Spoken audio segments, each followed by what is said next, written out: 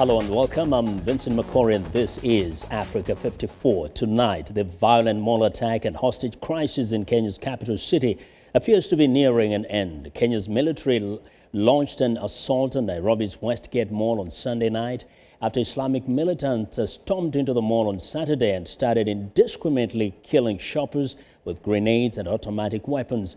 At least 62 people are dead and the Red Cross says another 175 people are wounded. The Somali-based terrorist group Al-Shabaab is claiming responsibility for the attack. Four large blasts rocked the mall earlier today, sending large plumes of smoke rising into the sky. The explosions were followed by spurts of gunfire as military and police helicopters and at least one plane circled over the complex, leaving the upscale Westlands neighborhood feeling like a war zone. At this time, it remains unclear how many hostages were rescued today or how many might remain in the mall. Kenyan Interior Minister Joselow gave an update on the military operation. We want to assure Kenyans that our forces are in full control of this situation, and we are certain in no time that the fire will be put off.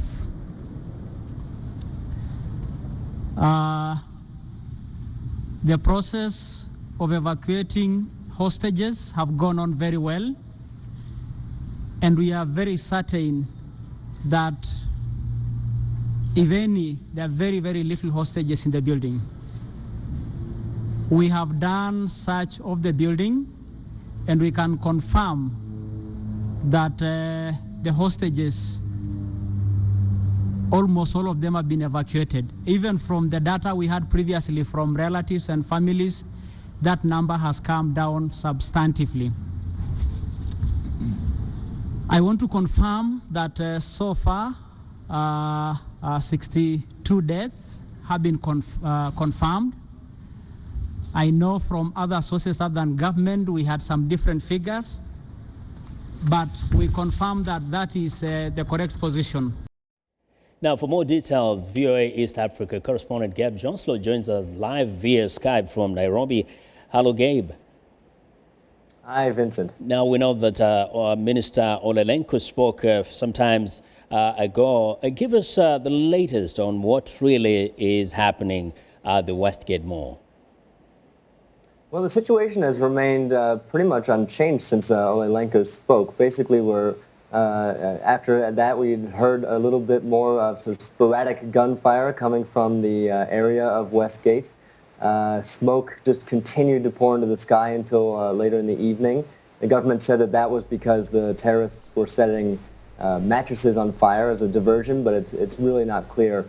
We can't get more than about 300 meters from the site, so it's difficult to confirm really what's happening inside. Now, officials keep saying that there are just a few hostages still left in there. What do they say leads them to believe they're just a few? Well, they've seen, more than 1,000 people able to leave the building since the assault began on Saturday. Also, organizations like the Red Cross are compiling lists of missing people. So they match those lists up to, who they have located in hospitals or among the dead that they have recovered and those who are still unaccounted for. So I think as that list gets smaller and smaller, the number of missing people, they can kind of narrow it down. But again, it's very, very hard to confirm any information. And as you've heard, the government says they have the situation under control, but at the same time, we're still hearing gunfire, and they still say, they haven't completely neutralized the assailants inside. So it's a very tough situation. Are there any reports on arrests of any of those terrorists?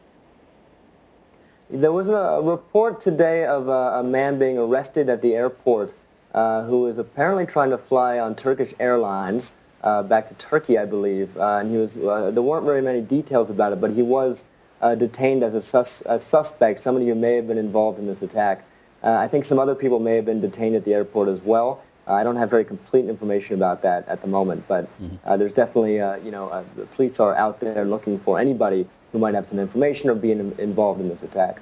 What do you know about how this guys actually got into the mall with these weapons? And we know that the mall has a security system, a checkpoint before you get in. The mall does have security, but it's not, particularly tight. So what we understand is the attackers came in 2 or 3 vehicles, and they actually entered the mall from 2 directions. One was from an upstairs parking area, and one from right outside the main entrance. And, in the days that followed some of the earlier grenade attacks that were sort of terrorizing the city, maybe a year or two, you would have seen much tighter security. But to be honest, Nairobi has relaxed a little bit, and members of al-Shabaab spokespeople have said that, they were waiting for a time when the city had maybe let its guard down to launch such an attack. So the security forces that were there, basically private guards, weren't really adequate to handle an assault by 10 to 15 assailants carrying such sophisticated weaponry. Well, thanks a lot, Gabe, for your updates there. Thanks a lot. Gabe Joselow is VOA's East Africa correspondent reporting for us live via Skype from Nairobi.